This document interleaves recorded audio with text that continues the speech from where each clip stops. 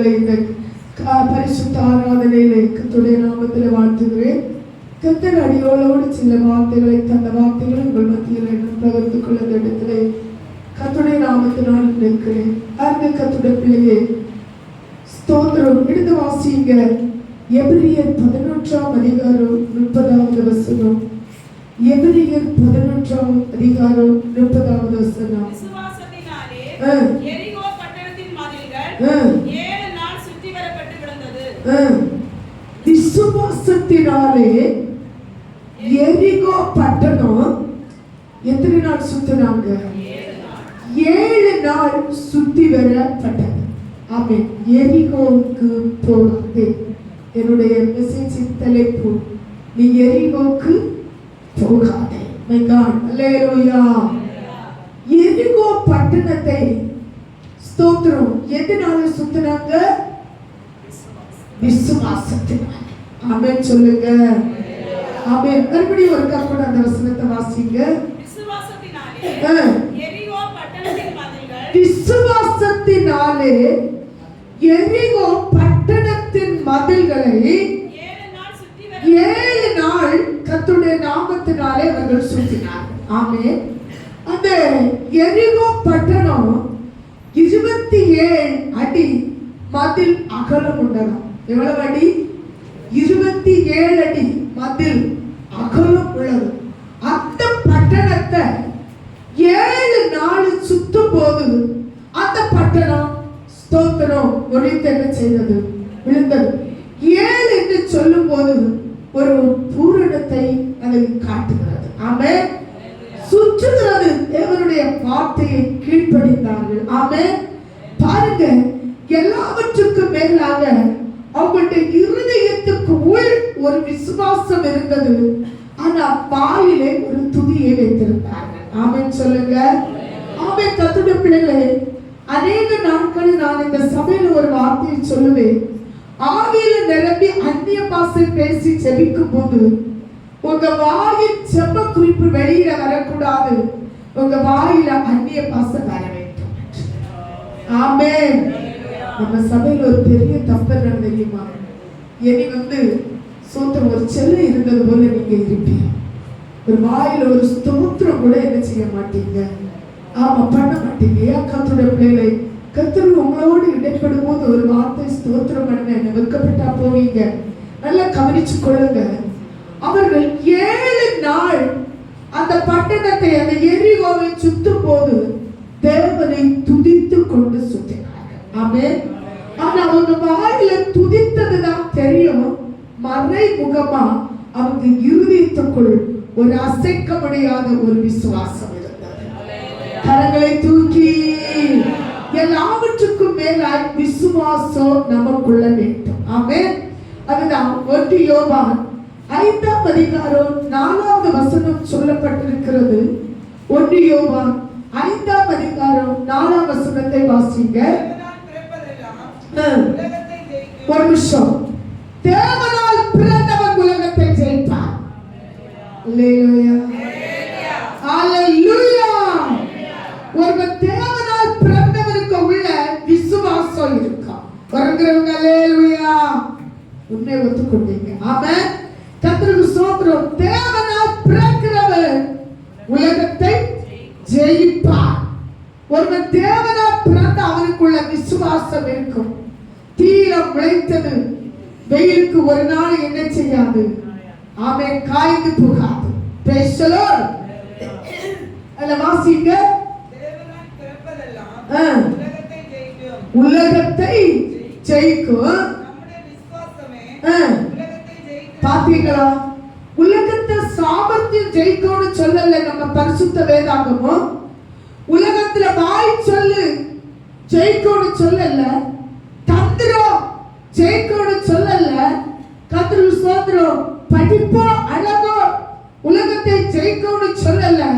ஆனா உலகத்தை ஜெயிப்பது அவனுடைய விசுவாசம்.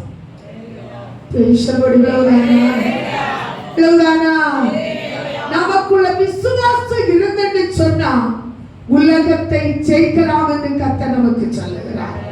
ஆமென். சோத்திரம். பாருங்க, எந்த திறமைகள் இருந்தாலும், நமக்கு விசுவாசம் வேண்டி எந்த திறமை இருந்தாலும் விசுவாசத்தில் சற்று கூட நம்ம என்ன செய்யக்கூடாது, சோர்ந்து போகக்கூடாது. வல்லமைகள் திறமைகள் இருக்கலாம், நமக்குள் விசுவாசம் அதை விட மேலாக வேண்டும். ஆமென். கர்த்தர் நல்லவர். படிக்கலாம், ஆனா தேவன் என்னை பாஸ் பண்ணுவார். குதிரை இத்தனை நாள் காயத்தம் படும், ஜெயம் கர்த்தரால் வரும். ஆனா விசுவாசம் நமக்குள்ள இருக்க வேண்டும். ஆமென். ஹalleluya. வாசிங்க யோசுவா 6ஆம் அதிகாரம் 9ஆம் வசனம். இஸ்ரவேல் புத்திரர் தனக்கு தீரும் அளவும் கர்த்தர் யோர்தானின் தண்ணீரை அவர்களுக்கு முன்பாக வற்றி போக பண்ணினதை, யோர்தானுக்கு மேற்கரையில் குடியிருந்த எமோரியரின் சகல ராஜாக்களும் சமுத்திரத்தருகே குடியிருந்த கானானியரும் சகல ராஜாக்களும் கேட்டதும் முதற்கொண்டு அவர்கள் இருதயம் கரைந்து இஸ்ரவேல் புத்திரருக்கு முன்பாக சோர்ந்து போனார். ஆமென். ஹalleluya. இஸ்ரவேல் புத்திரருக்கு முன்பாக அடைக்கப்பட்டது. ஆமென்.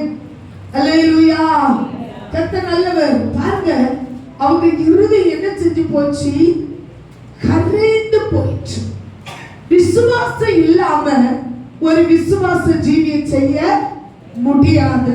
இருதயம் எப்படி போகும், கரைந்து போகும். பல டைப்புகள், பல தட்டைகள் நமக்கு முன்ன நிற்கலாம். ஆனா நம்ம வாழ்க்கையில சோதரம் விசுவாசம் இருந்தால் அதை செய்யலாம். Praise the Lord. Praise the Lord. அதை இந்த இயேசு நம்முடைய வாழ்க்கையில் திறக்க வேண்டும். நம்முடைய வாழ்க்கையில என்னெல்லாம் அடைக்கப்பட்டிருக்கிறது, என்ன ஆசீர்வாதங்கள் நம்மை பட்டு போயிருக்கிறது என்று ஒன்று திரும்பி பார்ப்பீங்கன்னா, யோசுவா 6ஆம் அதிகாரம் 5ஆம் வசனத்தை வாசிங்க.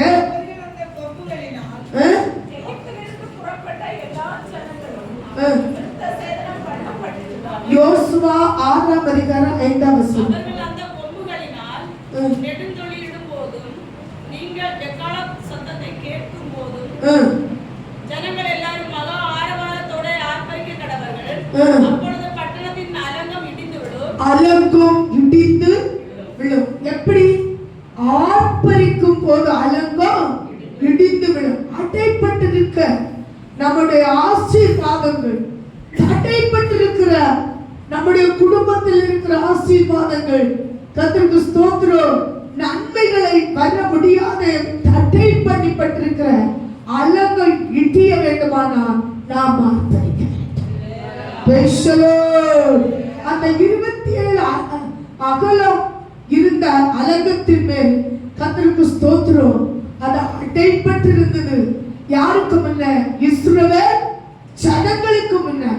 ஆனால் துதித்தார்கள், சுற்றினார்கள், அது இடிந்து விழுந்தது.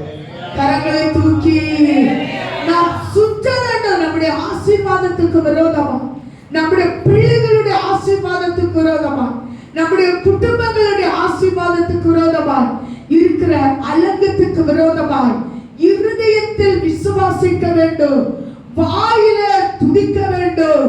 கர்த்தருக்கு ஸ்தோத்திரம். அலங்கம் இடியும். ஆமென். ஹalleluya. இந்த யாரோ கர்த்தருக்கு ஸ்தோத்திரம். லோத்துக்கு பாரி இல்லையே. லோத்துக்கு பாரி உண்டாங்க இல்லையே? இருக்கீங்களா? இல்ல. அவதான் திரும்பி பார்த்து உப்பு தூணா இருந்தா. கொஞ்சம் ஸ்தோத்திரம் பண்ணுங்க, கர்த்தர் நம்மளை ஆசீர்வதிப்பார். ஆமென். பாருங்க, அந்த அலங்கம் பெரிய அலங்கமா இருந்தபடியா அந்த அலங்கத்துல தான் யார் இருந்தா? அந்த அலங்கத்துல யார் இருந்தது? ராகாப் என்கிற அலங்கத்துக்கு மேல என்ன கட்டி இருந்தா? வீடு கட்டி இருந்தா. ஆமென் சொல்லுங்க. நம்முடைய சிந்தையில சத்துரு வீடு என்ன செய்யக்கூடாது, கட்டக்கூடாது. ஆமென். அதுதான் வேதம் சொல்லுது, கிறிஸ்து இயேசுவின் சிந்தை உங்களில் இருக்க வேண்டும். சத்துரு முதல் இடம் பிடிப்பது நம்முடைய சிந்தையில பிடிப்பார். ஆமென் சொல்லுங்க. சிந்தையில அவிசுவாசத்தை கொண்டுடுவான், சிந்தையில தாழ்வான எண்ணத்தை கொண்டுடுவான், சிந்தையில தேவனை பிரியமில்லாத எண்ணத்தை இடுவான். நம்ம சிந்தையை கர்த்தரை விட்டு விலக்குவார். ஆமென். அல்லேலூயா. ஆமென். பாருங்க, ஒன்று, உன் முன் இருக்கிற எல்லா சொன்னிருக்கும் மதில்கள் எல்லாம் அடித்து உடைக்க வேண்டும். ஆமென். உன் முன் இருக்கிற எல்லா மதில்களையும் அடித்து கர்த்தர் என்ன செய்யணும்? உடைக்கணும். மதில் ஆசீர்வாதத்துக்கு தடையா இருக்கிற மதில், சுகத்துக்கு தடையா இருக்கிற மதில். உறங்குறவங்க அல்லேலூயா. பாருங்க, சபையில வந்தா உறங்குவாங்க, டிவி பார்த்தா உறங்குவாங்களா? 11-12 மணி வரை என்ன செய்ய மாட்டாங்க? உறங்க மாட்டாங்க. இதை உறங்கன்னு நான் சொல்லியனால நான் குற்றவாளி. அவன் நம்ம உறங்கன்னு சொல்லியனால நான் ஆராதனைக்கு வர மாட்டேன். வந்தா என்ன என்ன கர்த்தர் பார்ப்பாங்க. ஆமென் சொல்லுங்க. பாருங்க, இந்த மதில்களை என்ன செய்ய வேண்டும்? நம்ம சுட்டரிக்க வேண்டும்.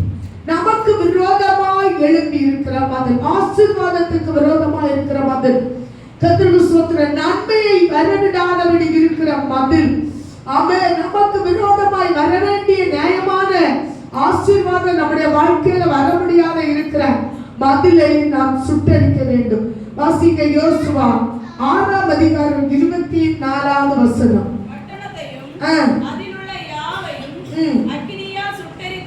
பாத்தீங்களா? யோசுவா 2வது போய் முதல்ல அவர்கள் சுத்தினார்கள். சுத்தின உடனே அந்த மதில் என்ன செஞ்சிச்சு? இடிந்து விழுந்தது. கர்த்தரை துதிங்கள். அல்லேலூயா. மதில்களை சுத்தினார்கள்.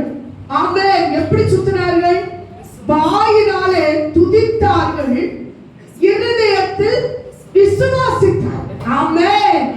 நமக்கு தேவன் செய்ய வேண்டிய காரியத்தை தேவன் நமக்கு செய்வார் என்று நம்ம என்ன செய்யணும்? இருதயத்திலே விசுவாசிக்கணும், வாயில என்ன செய்யணும்?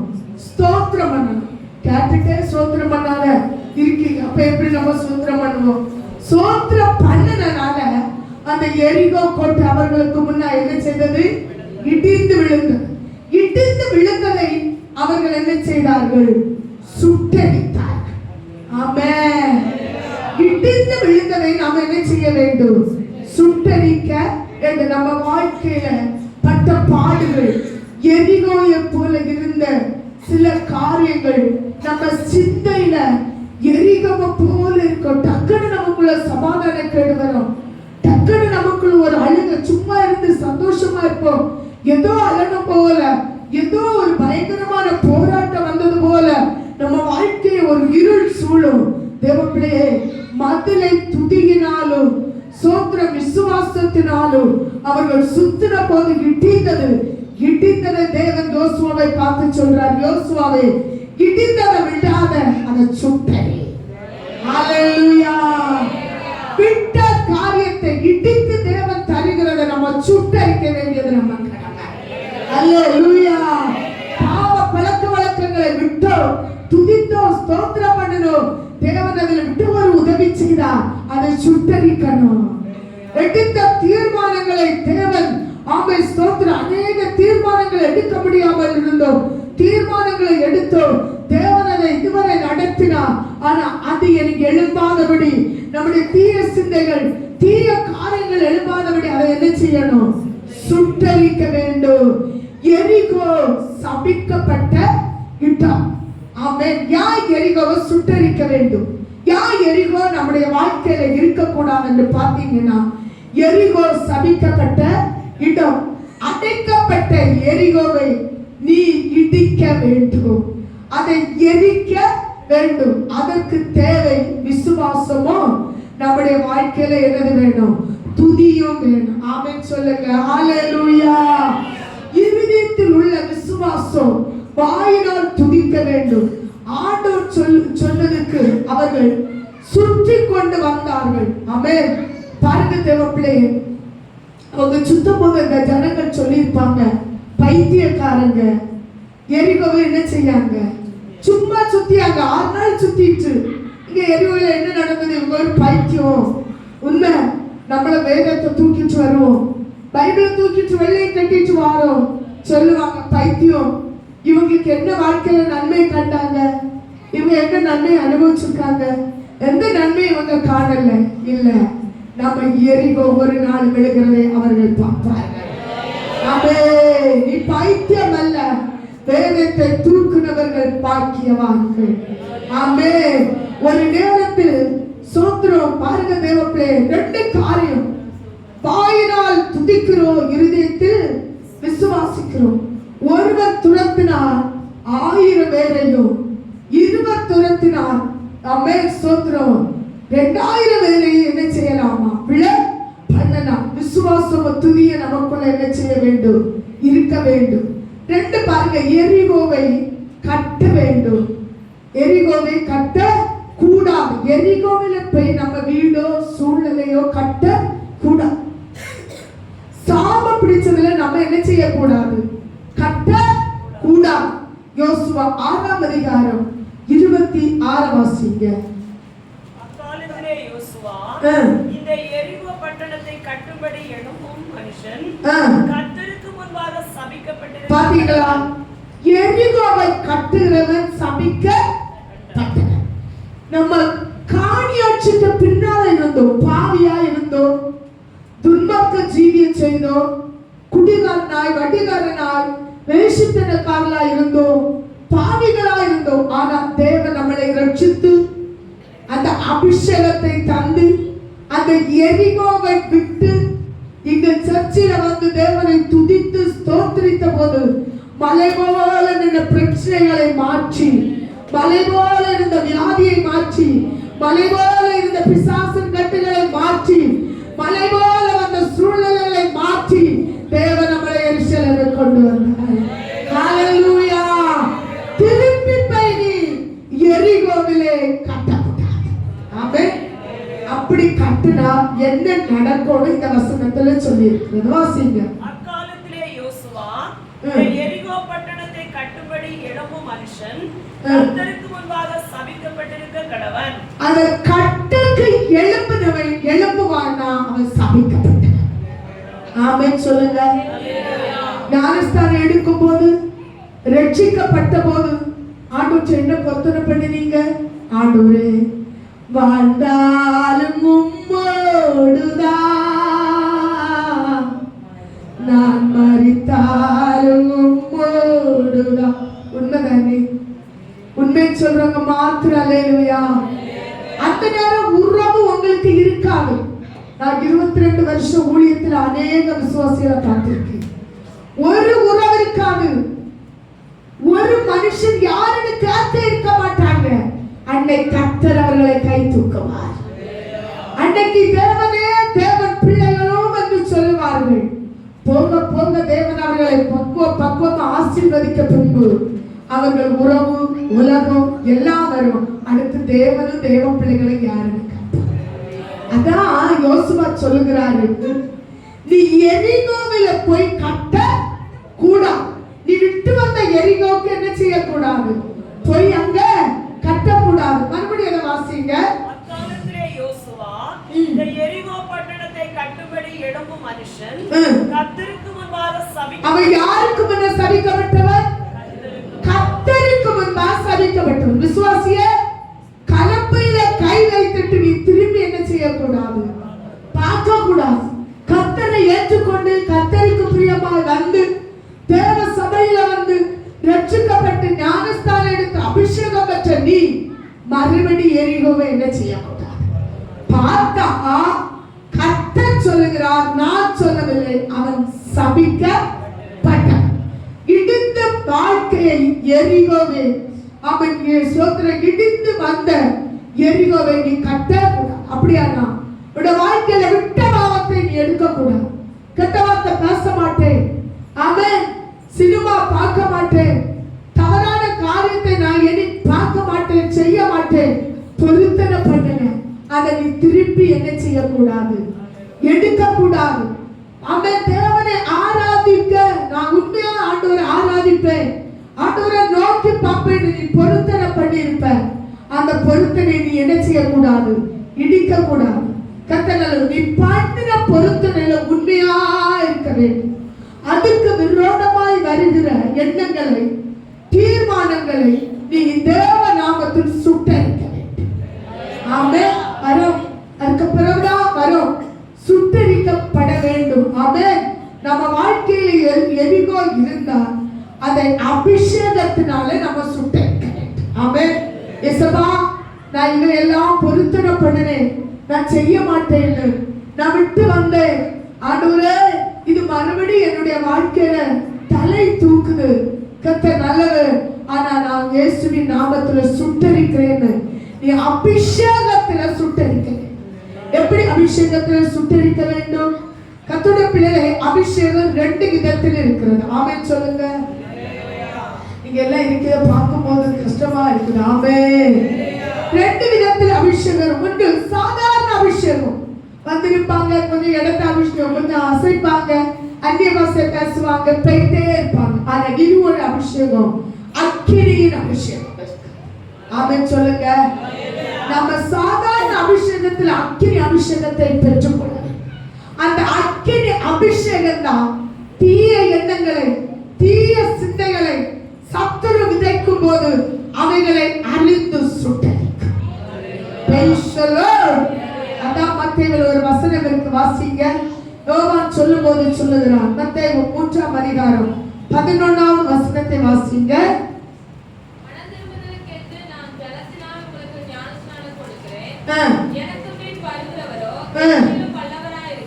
எனக்கு பின் வருகிறவரோ என்னிலும் வல்லவராய் இருக்கிறார். அவருடைய பாதரட்சைகளை சுமக்கிறதற்கு நான் பாத்திரன் அல்ல. அவர் பரிசுத்த ஆவியினாலும் அக்கினியினாலும் உங்களுக்கு ஞானஸ்நானம். பத்திகளா, அக்கினியினால ஞானஸ்நானம். நமக்குள்ள ஒரு அக்கினி அபிஷேகம் என்ன செய்யணும்? வேணும் சொல்லுங்க. அல்லேலூயா, ஹalleluya. ஏதேன் தோட்டத்துல ஆதாமும் ஏவாளையும் வெளியே தள்ளிட்டு சுற்றி சுடரொளி பட்டயத்தை வைத்தார். சொல்லுங்க. இனி இந்த சத்துரு உள்ளுக்கு போகணும்.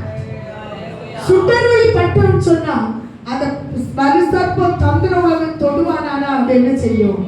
எரிக்கப்படும். தேவ பிள்ளையை சிந்தையிலிருந்து வெளியே தள்ளுகிறது எது தெரியுமா?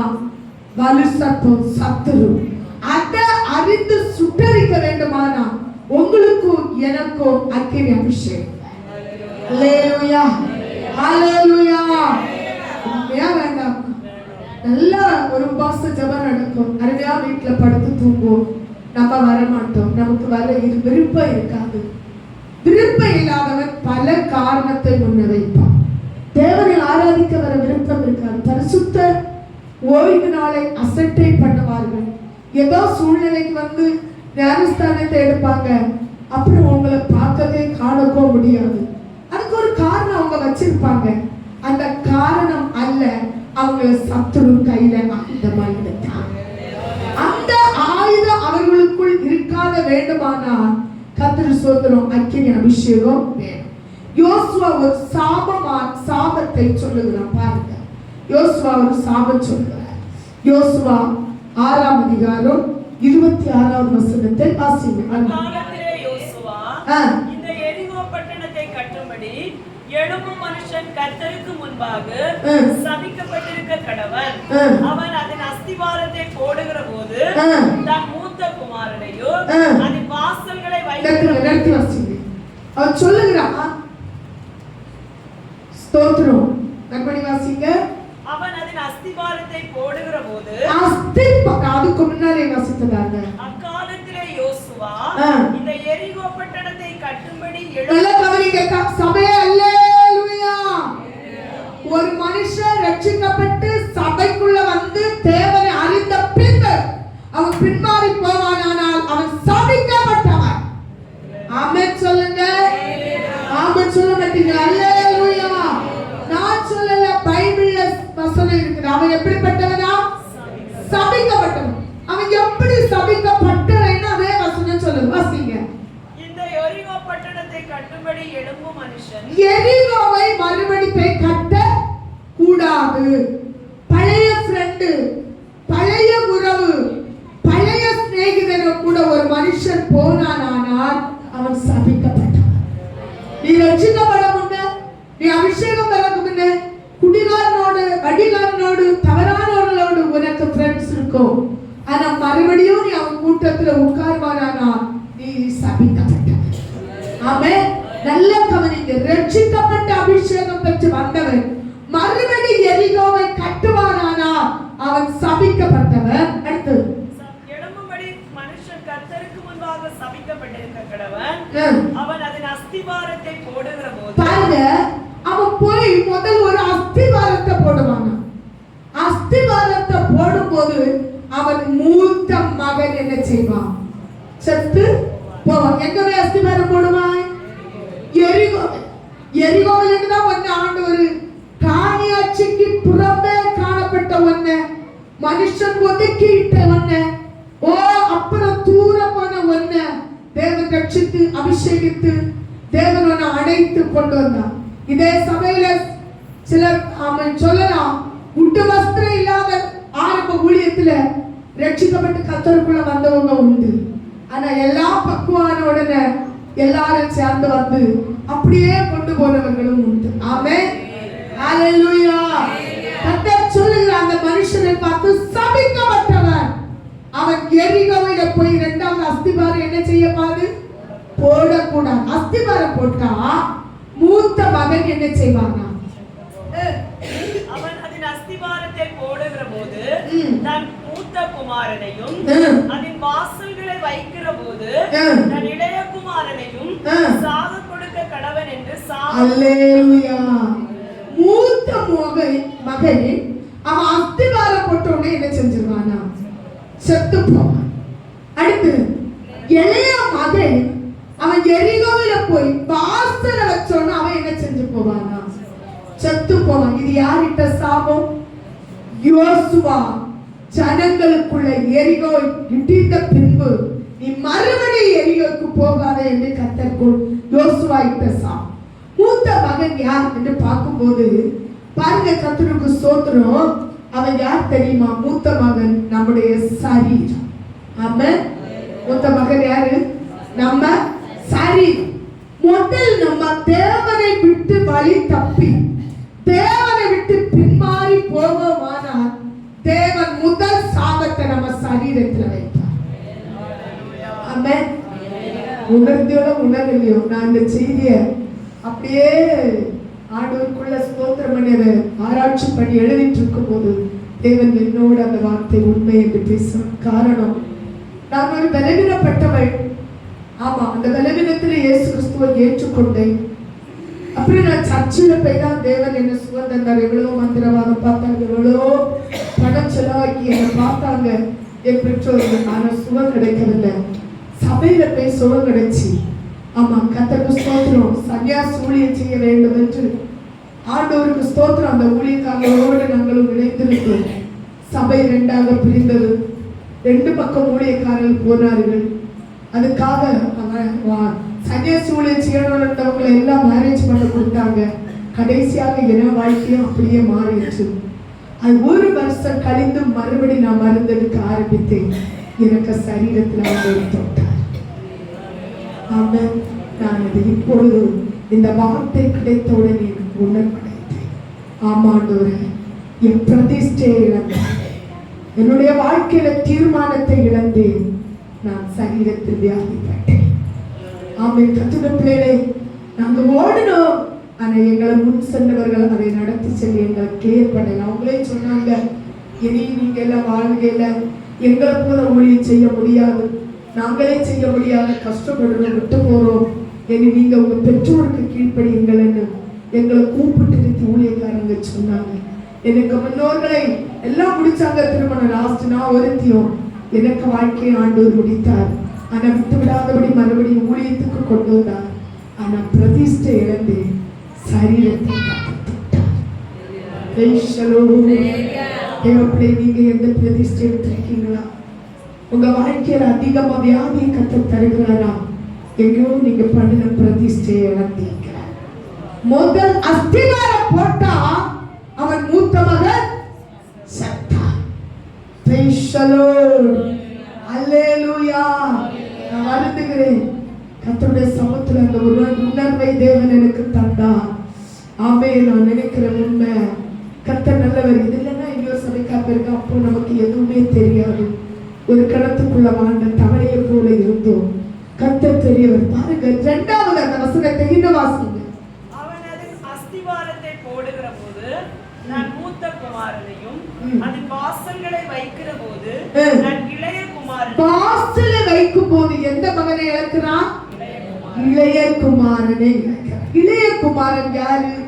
உனக்கு உள்ள இருக்கிற ஆத்துமா, ஆவிக்குரிய ஜீவியா. ஆமென் சொல்லுங்க. அந்த இளைய குமாரன் சத்து போவான். ஆமென். இந்த இளைய குமாரன் என்ன செய்வான்? சத்து போவான். ஒரு இளைய குமாரன் சத்தா தகப்பனை எதிர்ப்பான். ஆமென். இளைய குமாரன் தன் தோழிக்கு சகோதரங்களோடு ஃப்ரெண்டோடு வெளியே போவதற்கு முதல் அவன் எதிர்த்தது தன் தகப்பனை. என் ஆஸ்தியில் பங்கை போடுன்னு கேட்டான். ஆமென் சொல்லுங்க. எதிர்ப்பான் முதல் தேவனை, இரண்டாவது ஊழியக்காரனை, மூன்றாவது சபையை எதிர்ப்பான். ஒருவன் சபையும் ஊழியக்காரனையும் கர்த்தரையும் பேச ஆரம்பிக்கிறான்னா அவன் எரிகோவில போய் மறுபடியும் அவன் வாசல் வைத்திருக்கிறான். தூங்குறவங்க அல்லேலூயா. தூங்க வந்தீங்களா? ஆராதனையில உட்கார வந்தீங்களா? கர்த்தர் நல்ல ஒரு அருமையான கர்த்தருடைய வார்த்தை உங்க வாழ்க்கை எங்க விழுந்திருக்குதுன்னு கேட்டு நீங்க இதை சரி பண்ண வேண்டிய இடம். இங்க உறங்கிட்டு இருந்தீங்கன்னா எப்படி இருக்கும்? ஆமென். கர்த்தர் நல்லவர். ஆமென். பாருங்க, சோத்ரம் சோத்ரம் ஒருத்தர் சொல்றார், நான் கட்டின மகா பாபிலோன். அந்த நாளிகையில் அவனுடைய இருதயம் என்ன ஆயிற்று? மேட்டிமையாயிற்று. அவனுடைய இருதயம் என்ன செய்ய? அவன் எப்படி ஆகப்பட்டான்? மிருகங்களுக்கு ஒப்பாக தள்ளப்பட்டான். அவன் நவங்கள் மிருகத்தை போல ஆனது. அவன் இருதயம் மாட்டை போல பிள்ளை மேய்த்தது. ஆமென் சொல்லுங்க. அல்லேலூயா. ஒருவனுடைய ஆத்துமா தேவனை விட்டு சத்து போகும்னா அவன் குற்றம் பேசவோ குறை பேசவோ அவன் ஆரம்பிப்பான். ஏன்னா அவனுக்கு ஆவி தேவனோடு இருக்காது. தேவனோடு இருந்தவன் நான் சொல்றேன், 7 நாள் சுத்தினான், இருதயத்தில் விசுவாசித்தார், வாயிலே அறிக்கை பண்ணினான், எரிகோ கீழே விழுந்தது. சோத்திரம் யோசுவா சொல்லியா, நீ எரிகோவில போய் கட்டடம் அடுத்து கட்டாத. இவன் போய் முதல்ல என்ன போட்டான்? அஸ்திவாரம் போட்டான். துன்மார்க்கரோடு தவறான மனுஷர்களோடு நீ அஸ்திவாரம் போடாத. கர்த்தருடைய பிள்ளையே, அஸ்திவாரம் போட்டா அவருடைய வாழ்க்கை சோத்திரம் வியாதிக்கும் துன்பத்துக்கும் கர்த்தர் ஒப்புக்கொடுத்தார். உண்மையா உணர்ந்து நம்ம செபிப்போம், தேவன் விடுதலை தருவார். ஆமென் சொல்லுங்க. ஒருவேளை உங்க வாழ்க்கையில ஆவிக்குரிய ஜீவியத்தை பண்ணின பிரதிஷ்டை இழந்து சிலரை தேவன் வியாதிக்கு ஒப்பு கொடுப்பான், சிலரை தேவன் நஷ்டத்துக்கு ஒப்பு கொடுப்பான். நஷ்டத்துக்கு ஒப்பு கொடுத்தா இருதயம் கரைந்து போகும். அப்படிப்பட்ட சூழ்நிலை வரும்போது தேவனை விட்டு சோர போவாங்க. இப்படி ஏதாவது ஒரு பிரதிஷ்டையில இருந்த நாம் மறுபடியும் திரும்பும். ஓ ஸ்தோத்திரங்க. அந்த ராஜாவை தேவன் 16 வருஷம் கழித்து மறுபடியும் உயிர்ப்பித்தார் என்று வாசித்தோம். ஆமென் சொல்லுங்க. ஆமென். வாசிங்க ஒரு வசனம் கூட. 1 ராஜாக்கள் 16ஆம் அதிகாரம் 34வது வசனம். 1 ராஜாக்கள் 16:34. அவன் நாட்களிலே பெத்தேல் ஊரானாகிய ஈயேல் எரிகோவை கட்டினான். பெத்தேல் ஊரான ஈயேல் எரிகோவை கட்டினான். அவன் பேர் என்னது? பெத்தேல். அவன் பெத்தேல்ல இருந்தவன். அவன் பேரு ஈயேல். அவன் போய் எரிகோவை கட்டினான். கரங்களை தூக்கி அல்லேலூயா. கை இல்லையா? கொண்டவங்க அல்லேலூயா. உன்னை தேவன் துன்மார்க்கமாய் சன்மார்க்கமாய் கிடக்கும் போது ரட்சித்து சபையில கொண்டு வந்தான். ஒரு பெத்தேலாகிய வீட்டுல கொண்டு வந்தான். நீ அப்புறமே எரிகோவை கட்டாத, கட்டுனா சாபம்னு யோசுவா விளக்கி சொன்னா. இது அறிந்த மறுபடி அவன் என்ன கட்டினானா? எரிகோவை கட்டினான். நூனின் குமாரனாகிய யோசுவாவை கொண்டு சொல்லி இருந்த வார்த்தையின்படியே அவன் அதன் அஸ்திவாரத்தை போடுகிற போது, கவனிக்கீங்களா? ஆண்டவர் சொல்லி யோசுவா மூலமாக சொல்லப்பட்ட வார்த்தையை கேட்டோ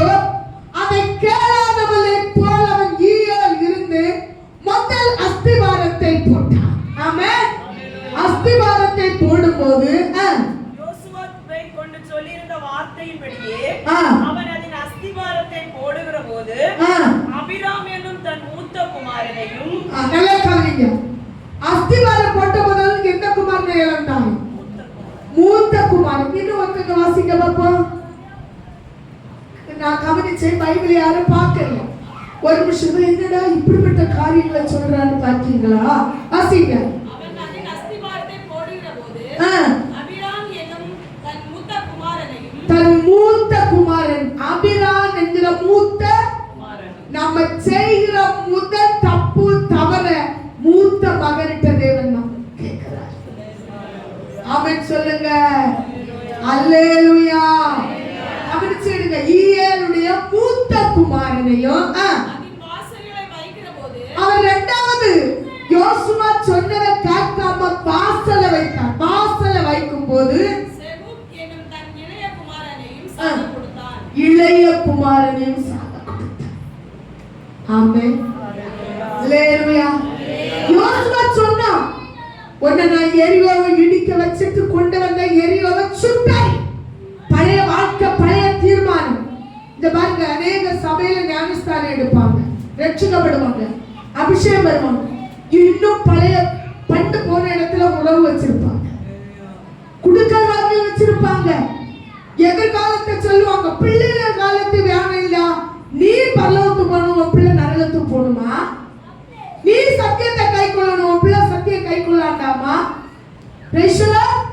நீ இன்னும் சுட்டரிக்கல, இன்னும் நீ அதை விட்டல்ல. தேவ பிள்ளை, இன்னைக்கு இந்த சத்தியம் உனக்கு நேராய் கடந்து வந்து ஜாக்கிரதை. கடந்த நாள கூட நம்ம சபையில என்ன ஞானஸ்தானம் எடுத்த ஆட்கள் இன்னும் வரவே இல்லை. என்னன்னு தெய்வத்துக்கு தான் தெரியும். ஆமென். உன்னை தேவன் உணர்த்தி எரிகோவை விட்டு, பாவத்தை விட்டு, சாபத்தை விட்டு, அக்கிரமத்தை விட்டு, உலகத்தை விட்டு வெறுத்தெடுத்தார். ஆமென். உலகம் ஒரு ஸ்தோத்திரம் தொப்புள் கொடியை போல உள்ளது. தாய்க்கு பிள்ளைக்கு உறவு ஒரு தொப்புள் கொடி. அதை வெட்டினாதான் தாயும் பிள்ளையும் பிரிந்து வர முடியும். உலகத்தில் இருந்த ஒன்றை வேறு விருத்தி எடுத்தார். ஆனால் உனக்கு உலகத்துக்கு ஒரு வெட்டு வேணும். இல்லைன்னா நீ மறுபடியும் எரிகோயில போட்டு அஸ்திபாரம் போடுவான். போடும்போது உன்னுடைய மூத்த மகன் என்ன செய்வான்? சொல்ல மாட்டீங்களா? நான் சொல்ல மாட்டேன். வாசிங்க. இருக்கான்னு ஆம்பளை சைடு ஒரு ஆளு. தேடுங்கள் கண்டடைவீர்கள், தட்டுங்கள் திறக்கப்படும்.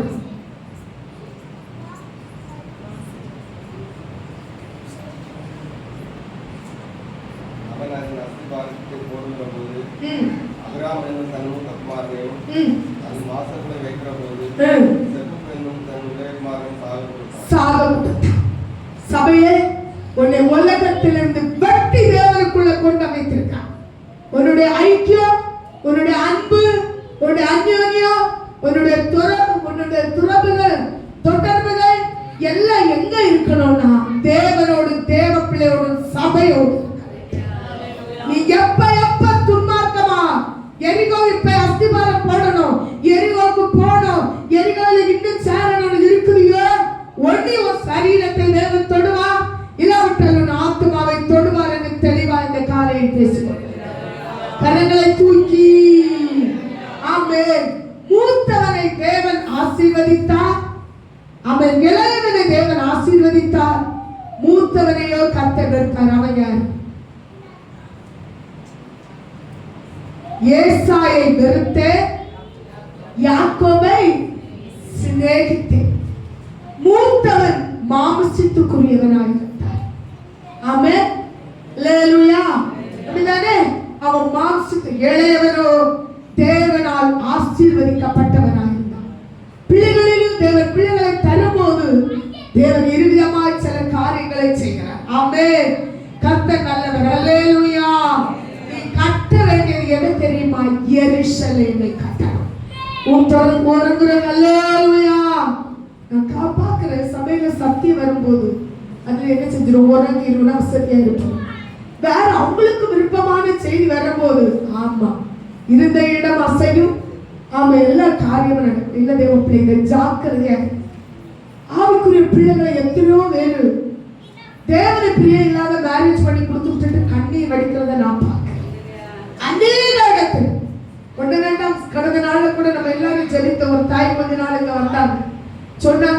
நாளும் இந்த சபைக்கு வந்திருந்தேன், என் பிள்ளை இப்படிப்பட்ட ஒரு துன்மார்க்கனையும் கற்றுக் கொடுத்துருக்க மாட்டேனே, இப்ப என்னையும் கொண்டு என் பிள்ளையையும் கொள்றானேன். ஆமே, இப்ப தேவன் அற்புதத்தை செய்தார், மறுபடியும் அவர்களை தேடியும் காணார். அப்போ கஷ்டம் வரும்போது செய்த உணர்வை உணர்கிறார்கள். அதுல தேவன் விடுதலை கொடுக்கும் போது மறுபடியும் எரியோவுக்கு போகிறார். அல்லேலூயா சொல்லுங்க, அல்லேலூயா. பாருங்க, நீ கட்ட வேண்டியது எருசலேம். நெகேமியா 2ஆம் அதிகாரம் 17வது வசனத்தை வாசிங்க. நெகேமியா, பிள்ளைகள் எடுக்க பைபிள, வசனம் இல்லையா, அதிகாரம் இல்லையோ, நெகேமியா 2:17 வாசிங்க. பின்பு நான் அவர்களை நோக்கி, எருசலேம் பாழாயிருக்கிறதையும் அதன் வாசல்கள் அக்கினியால் சுட்டெரிக்கப்பட்டு கிடக்கிறது. எருசலேம் எப்படி இருக்குது? ஹலோ, எருசலேம் எப்படி இருக்குது? பாழாயிருக்கிறது, பாழாயிருக்கிறது. தேவ சபை பாழாயிருக்கிறது. ஆனா நீ எங்க போய் கட்டிட்டு இருக்க? ஆமென். அடுத்த வாசிங்க. பின்பு நான் அவர்களை நோக்கி, எருசலேம் பாழாயிருக்கிறதையும் அதன் வாசல்கள் அக்கினியால் சுட்டெரிக்கப்பட்டு கிடக்கிறதையும் நாம் இருக்கிற சிறுமையை பார்க்கிறீர்களே, நாம் இனி நிந்தைக்குள்ளாய் இராதபடிக்கு, நம்ம இனி நிந்தைக்குள்ளாய் இராதபடிக்கு எருசலேமின் அலங்கத்தை கட்டுவோம் வாருங்கள். ஆமென். சபைய கரங்களை தூக்கி நீ எரிகோவிலே அஸ்திவாரம் போட வேண்டியது, நீ நடக்கல் வைக்க வேண்டியது எரிகோவிலே அல்ல, எருசலேம்ல. அல்லேலூயா, அல்லேலூயா. அது பாழாய் கிடக்கிறது, கட்ட வேண்டியது நீதான் கட்டணும், அதை நீதான் கட்டணும். ஆனா நீ கட்டிய எரிகோவில துன்மார்க்க பயனுக்கு நிறைய செலவு செய்வ, ஃப்ரெண்டு கூட போனா கோட்டல்ல வாரி வீசுவ, சபையில வந்தா 10 ரூபா கிழிஞ்ச நோட்டுண்டா கத்தருக்கு கொடுப்ப. ஆமென். நீ கட்டுறது எங்க கட்டிய தெரியுமா? எங்க கட்டிய? நீ எரிகோவ கட்டிய. ஆமென். உன் ஃபேமிலி பேக்ரவுண்ட் வந்தா கோட்டலையே வாங்கி கொண்டு வீட்டுல வைப்ப. சபையில ஒரு கன்வென்ஷன் நடக்குன்னா உன்னால ஒரு 500 ரூபா கொடுக்க முடியாது. என்னால முடியாதுன்னே சொல்லுவ, என்னால செய்ய உட்கார்ந்து சொல்லுவ. நீ எங்க கட்டுற? எங்க கட்டுற? கர்த்தருக்கு ஸ்தோத்திரம். எரிகோல கட்டி ஏதாவது காணுறியா? இல்ல எருசலேமை கட்டு. சங்கீதம் 102:15 வாசிங்க. நீ எருசலேமை கட்ட வேண்டும், கர்த்தர் உனக்கு சீயோனை கட்டுவார். வாசிங்க. கர்த்தர் சீயோனை கட்டி தமது மகிமையில் வெளிப்படுவார். கர்த்தர் சீயோனை கட்டி மகிமையில் வெளிப்படும். நீ எரிகோவை கட்டுனேன்னா உன் பிள்ளைகளை சாக கொடுப்ப. நீ எருசலேமை கட்டுனேன்னா கர்த்தர் உனக்கு சீயோனை கட்டுவார். ஆமென். ஹalleluya. praise the Lord. உன்னுடைய இருதயம் எங்க கட்டி கொண்டிருக்கிறது? உன்னுடைய பணம் எங்க போகிறது? உன்னுடைய வாழ்க்கையில ஞானம் எங்க போகிறது? ஒரு சூழ்நிலை எங்க போகுது? கர்த்தருக்காக ஏதாவது ஒன்று செய்ய நீ துணிந்து நிற்கிறியே? துன்மார்க்க விழிச்சா போற நேரத்தை செலவாக்கிய, சன்மார்க்க விழிச்சா போற அவனுக்கு ஆழ்பலத்துக்காக அவனுக்காக எதையும் செய்ய ரெடியா நிற்கிய, கர்த்தருக்காக 1 மணிக்கூர் உனக்கு செலவாக்க முடியவில்லை. கர்த்தர் உனக்கு சீயோனை கட்டுவாரா? ஹலோ, சீயோனை கட்டுவாரா? 1 மணிக்கூர் சண்டே கிளாஸ், அந்த 1 மணிக்கூர்ல உன்னால இருக்க முடியல. நீ நினைக்கிற தெய்வம் எனக்கு சீயோனை கட்டுவார். சத்தியத்தை கவனமா கவனித்துக்கொள். அவன் கர்த்தர் கட்டுவது சீயோனை, ஜனங்களும் ஊழியரும் சபையும் சேர்ந்து கட்டுவது எருசலேம். அல்லேலூயா, அல்லேலூயா சொல்லுங்க. சபையில ஒரு வேலை பிரதர், எல்லாரும் நிக்கணும். அன்னைக்குதான் 52 காரியத்தை சொல்லுவாங்க. எனக்கு அங்க போன இங்க போன, எப்படியாவது இதுல செய்ய பாதுன்னு போவாங்க. அதனால சபையில அந்த காரியத்தை தேவன் சோத்திரம் கட்டாத நிறுத்தவில்லை. யாரை கொண்டாவது ஒரு வஸ்தி போனா ஒரு எஸ்தர் எழும்புவா. கர்த்தர் கட்டுனா. ஆனா நீ சீயோனுக்கு எருசலேமுக்கு கட்ட வேண்டியது மாற்றம். புரிந்துக்கொள். உன்னை கர்த்தர் சபையில கொண்டு வந்தது நிலைநிறுத்தினது எது கண்டு நீ புரிந்துக்கொள். எடுத்து வாசிங்க எபேசியர் 2 அதிகாரம் 19-20.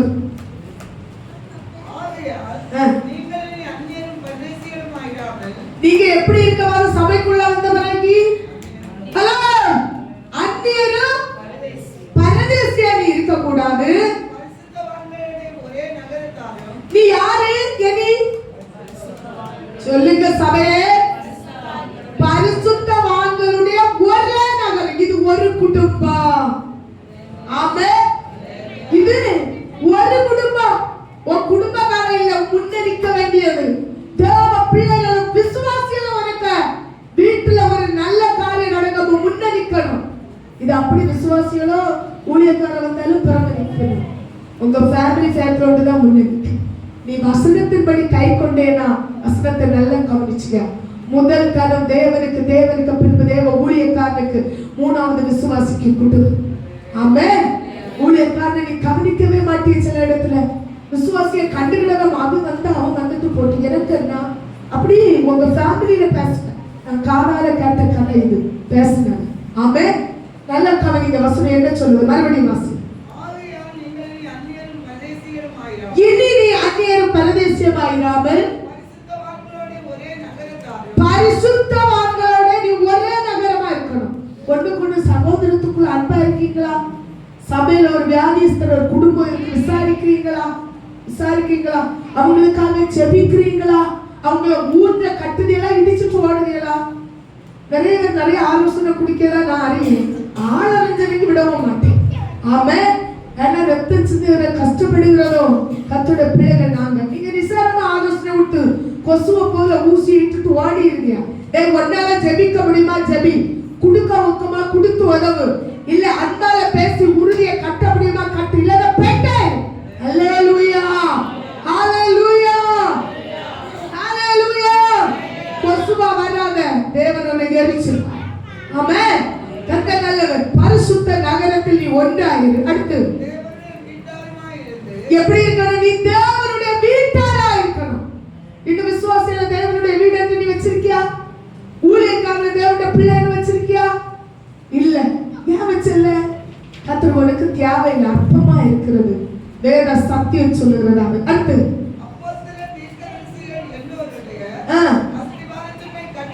எப்படி கட்ட வேண்டும்? அப்போஸ்தலருடைய உபதேசத்திலே அஸ்திவாரத்திலே கட்ட வேண்டும். உனக்கு மூளைக்கல் இயேசு கிறிஸ்து. உலக மனுஷன் இல்ல, மந்திரவாதி இல்ல, குறி செல்லுகிறவன் அல்ல, ஜாதகம் செல்லுகிறவன் அல்ல. அவன் உன் வீட்டுக்கு மூளைக்கல் வச்சுவே பார்த்து பார்க்கிறவன் அல்ல. தேவனே இருக்க வேண்டும். தேவ பிள்ளைகளா இருக்க வேண்டும். அல்லேலூயா. முடிச்சுச்சா? 21 பாத்தீங்களா? நீ தேவ சபையில இசைவா இணைக்கணும். ஒரு ஆளுக்கு பாட்டு தாளது, ஒரு ஆளுக்கு ஜெபிக்க, ஒரு ஆளுக்கு கொடுக்க. எல்லாரும் கொடுக்க மாட்டாங்க.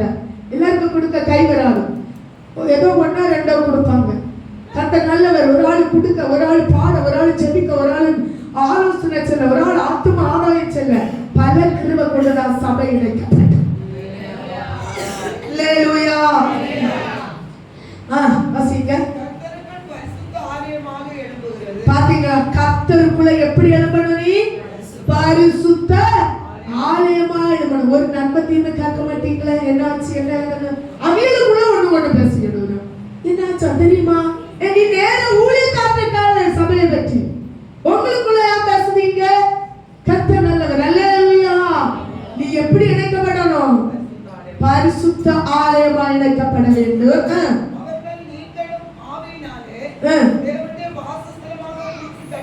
நீங்களும் தேவ ஆவியினாலே என்னதான் கட்டப்பட வேண்டும்? கூட்டி கட்டப்பட வேண்டும். தேவனுடைய வாசஸ்தலமாய் கட்டப்பட வேண்டும். நீ எரிகோயில கொண்டு வாசஸ்தலம் கட்டாத. கட்டினா தோல்வி அடைவாய். ஹல்லேலூயா. எரிகோவை கட்டக்கூடாது. 3 எரிகோக்கு போக கூடாது. எரிகோக்கு என்ன செய்யக்கூடாது? போக கூடாது. டைமை பார்த்துட்டீங்களா? எனக்கு என்ன தந்ததுல 1/2 மணிக்கூர் இருக்குது. போக என்ன செய்யக்கூடாது? போகக்கூடாது. பழைய வாழ்க்கைக்கு போக கூடாது. போனா சிக்கப்படுவீர்கள். போனா சிக்குவீங்க. ஸ்பீடா சொல்லிட்டு போறேன். லூக்கா 10:30 வாசிங்க. இயேசு தவிரமாக ஒரு மனுஷன் எருசலேமிலிருந்து எரிகோவுக்கு போகையில் கள்ளர் கையில் அகப்பட்டான். பாத்தீங்களா? அவன் எங்க போனான்? சபையை சொல்லுங்க. எருசலேமில் இருந்துட்டு அவன் எரிகோவுக்கு போகையில் அவன் யாரைய கையில பிடிபட்டான்? நிச்சயமா நீ எருசலேமில் இருந்துட்டு எரிகோவுக்கு போகனா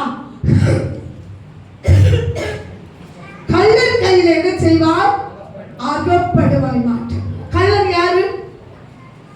யோவான் 10:10 சொல்லுது, திருடவும் கொல்லவும் அழிக்கவும் வருவான் என்று வேறொன்றுக்கும் வரா. அவன் அழிக்கப்பட்டான். என்ன செய்யப்பட்டான்? அழிக்கப்பட்டான். வாசிங்க.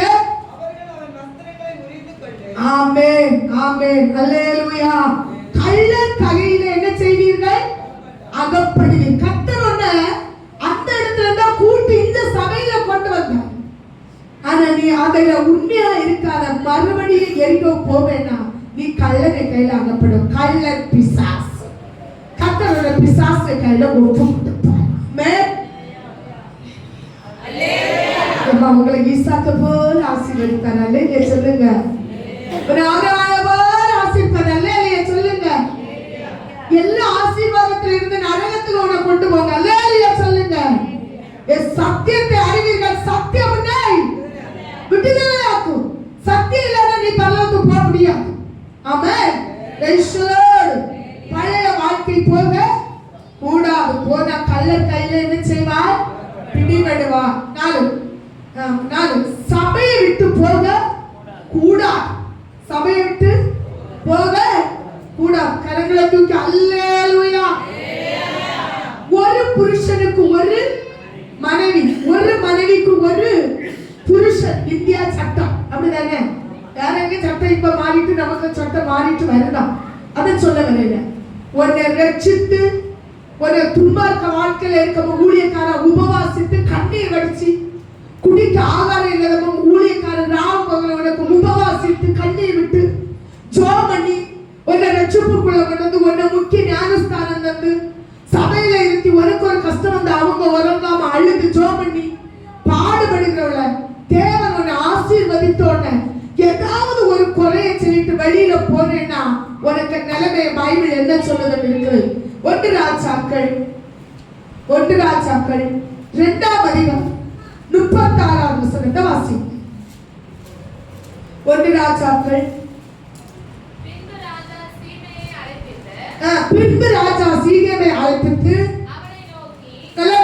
அவனை நோக்கி நீ எருசலேமில் ஒரு வீடை கட்டி அங்கிருந்து எங்கேயாவது வெளியே போகா. உலகத்தில் ஒரு கணவன் மனைவியை தந்தது போல ஒரு சபையை தந்தது. அந்த சபையில நிலைத்திருந்தால் ஒரு பிள்ளையை வந்து ஆசீர்வதிப்பார். அவன் சொல்லுற நீ எங்கேயும் போகாமல் அங்கே குடியிரு. நல்ல காரியங்க ஒரு கட்டளை வைக்க. நீ வெளியே போய் கீதரோன் ஆற்றை கடந்தேன்னா நீ சாகவே சா. நிச்சயம் ஒரு புருஷனை விட்டு இனி ஒரு கல்யாணம் பண்ணுவாங்க. அந்த மனைவி உயிரோட இருக்கிற நாள் வரை அவன் சத்தப்பட மாட்டேங்க. உண்டா இல்லையா? நான் பல ஸ்திரீகளை பார்த்திருக்கேன். சொல்லியிருப்பாங்க ஏதோ 1-2 அக்கிரமம் அவன் செஞ்சான், அதனால நான் அவனை தள்ளிட்டேன், இன்னைக்கு இவன் படுத்துக்கிற வேதனை என்னால தாங்க முடியலன்னு. ஒரு அக்கா என்கிட்ட ஒரு நாள் சொன்னாங்க, இப்ப இவன் அடி பொறுப்பு அது சத்தா சாவலாம், இன்னும் நானும் திருப்பி இவனை அடிப்பேன். ஃபர்ஸ்ட் புருஷன் என்ன தொட மாட்டான், ஒரு சின்ன தவறுலாம் அவன்கிட்ட இருந்தா அதனால அவனை நான் டைவர்ஸ் வாங்குறேன். சத்தப்படமாய் திரிகிறான் உலகத்துல. ஆமென். வேதம் சொல்லுகிறது, நீ சீகோம் ஆற்றை கடந்தாயானால் நீ சத்தவர். அவனுக்கு ஆவிக்குரிய ஜீவிய நிச்சயம் சத்துப்போம். அவன் ஒரு நாளின் ஆவிக்குரிய ஜீவியத்தில் அவன் ஈடேற முடியாது. ஆமென், ஆமென், ஆமென். Praise the Lord. வாசிங்க. அந்த இரத்தப்பழியின் தலையின் மேல் இருக்கும். ஊழியக்கார கண்ணீர் விட்டது, கதறினது, உபவாசித்தது, அழுதது, அந்த இரத்த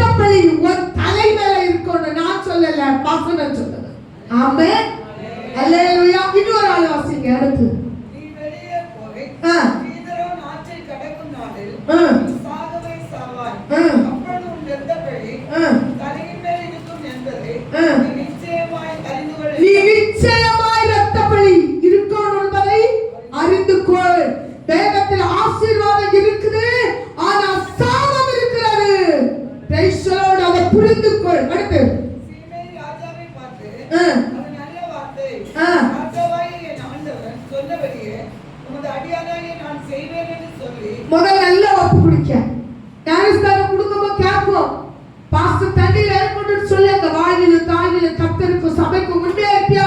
ஆமா பாஸ்டர், ஆமா உண்மையா இருக்கே. நீ அந்த பண்ணுற பொறுத்தனை எங்க போச்சு?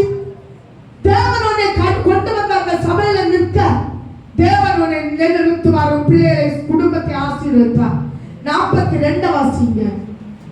ராஜா சீமையை அழைத்து நீ வெளியே புறப்பட்டு எங்கேயாவது போகிற நாளிலே சாகவே சாவா என்பதை நீ நிச்சயமாய் அறிந்து கொள் என்று நிச்சயமா நீ அறிந்து கொள் என்று நான் உன்னை கர்த்தர் மேல் ஆணையிட செய்து அவன் கர்த்தர் மேல் ஆணையிட்டு உனக்கு தினசாட்சியாய் சொல்லி இருக்க அதற்கு நீ நான் கேட்ட வார்த்தை நல்லதென்று சொல்லவில்லையா? அன்னை கேட்ட வார்த்தை நீ நல்லதுன்னு சொன்ன இல்ல, இந்த இடத்துக்கு வந்த நீ கர்த்தரின் ஆணையையும் நான் உனக்கு கற்பித்த கட்டளையையும் கைக்கொள்ளாதே போறதில்லை என்று சொல்லி பின்னர் ராஜா சீமையை பார்த்து நீ என் தகப்பனாகி தாவீதுக்கு செய்ததும் உன் மனதுக்கு தெரிந்திருக்கிறதுமான எல்லா பொல்லாப்பையும் அறிந்திருக்கிறாய். போதும், அது வாசித்த நேரம் வைத்து அவன் திருப்பி ஆற்றை கடப்பான். அவன் என்ன செய்யப்படுவான்? கொலை செய்ய படம். நீங்க வீட்டுல போய் வாசிங்க. கர்த்தர் ஆசீர்வாதத்தை விட்டு சாபத்துக்கு போகாதே, ஜெயத்தை விட்டு தோல்விக்கு போகாதே. எருசலேமிலே வீடை கட்டிட்டு இருன்னு சொன்னான், அவன் இருக்கல்ல போனான், அவன் சாபத்தை அடைத்தான். ஆமென், அல்லேலூயா.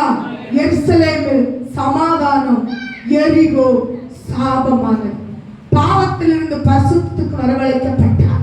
ஆமென். பாருங்க, படுகுழிக்கு போகாதே என்று கர்த்தர் சொல்கிறார். புலம்பல் 4ஆம் அதிகாரம் 20ஆம் வசனத்தை வாசிக்கும் போது கர்த்தர் சொல்கிறார், நீ படுகுழிக்கு போகாதே. வாசிங்க.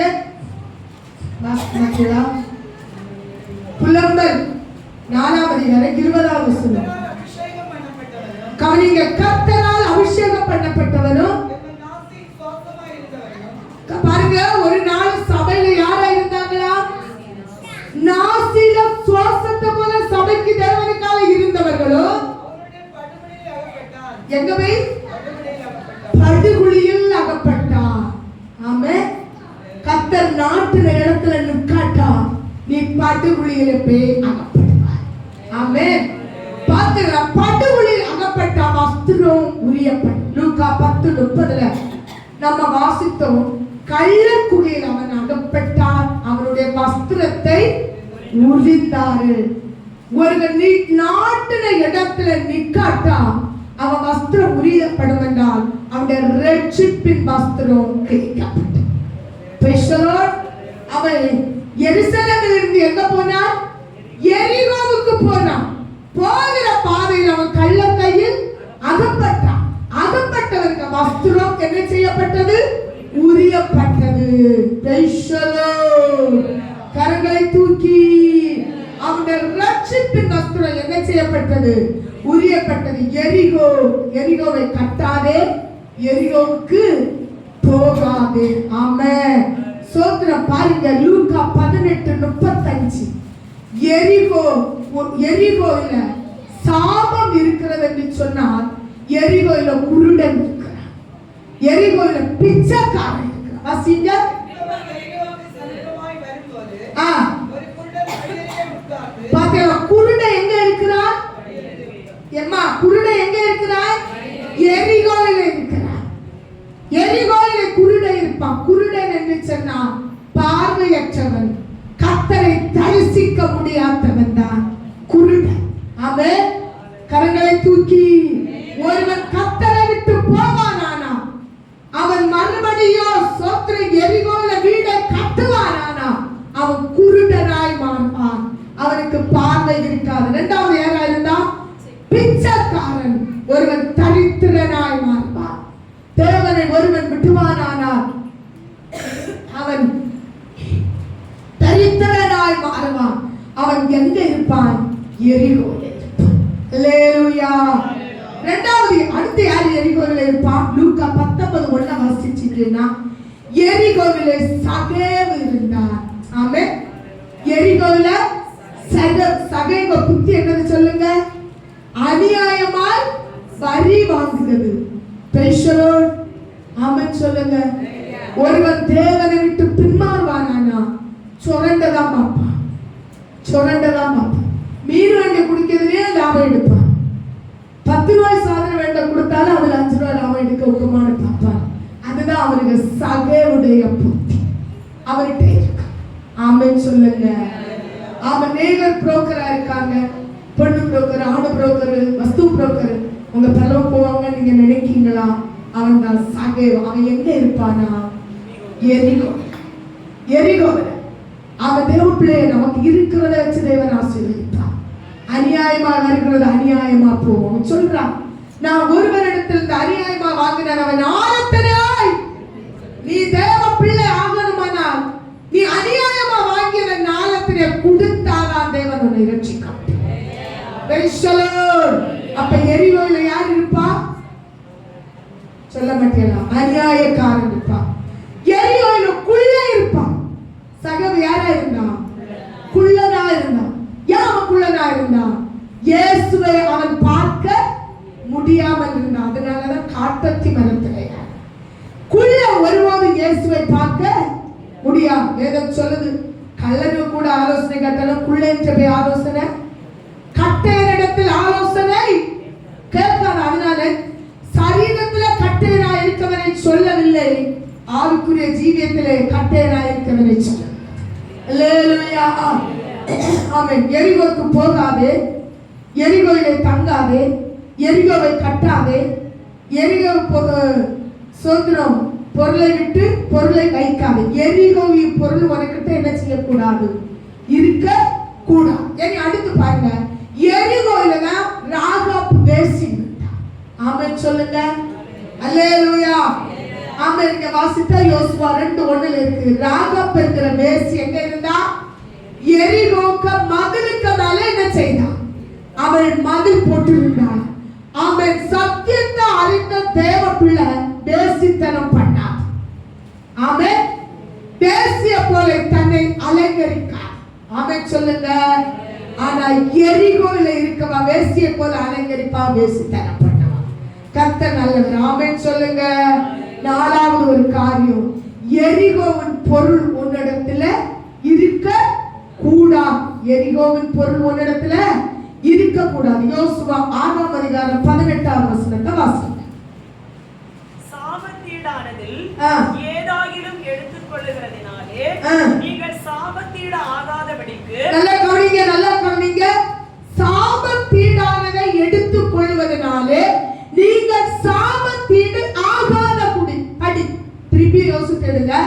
சாபத்தீடானதை எடுத்துக் கொள்வதனாலே நீங்கள் சாபத்தீடு ஆகாதபடி. இஸ்ரவேல் பாளையத்தை சாபத்தீடு ஆக்கி அதை கலங்க பண்ணாதபடிக்கு நீங்கள் சாபத்தீடு ஆனதற்கு மாத்திரம் எச்சரிக்கையா இருங்கள். அவன் சாபத்தீடு என்ன செய்யக்கூடாது? எடுக்க கூடாது. 17 வாசி. ஆனாலும் இந்த பட்டணமும் இதனுள்ள யாவும் கர்த்தருக்கு சாபத்தீடா இருக்கும். நாம் அனுப்பின ஆட்களை ராகாப் என்னும் வேசி மறைத்து வைத்தபடியால் அவளும் அவளோட வீட்டுக்குள் இருக்கிற அனைவரும் மாத்திரம் உயிரோடு இருக்க கடவர்கள். அவன் சாபத்தீடானதை நீ என்ன செய்யக்கூடாது? எடுக்க. கர்த்தருடைய காரியத்தை நீ வஞ்சிக்க கூடாது. ஆமென் சொல்லுங்க. அல்லேலூயா. 21 வாசிங்க. கொள்ளையின் நேர்த்தியான ஒரு பாபிலோன். நல்லா கவனிங்க.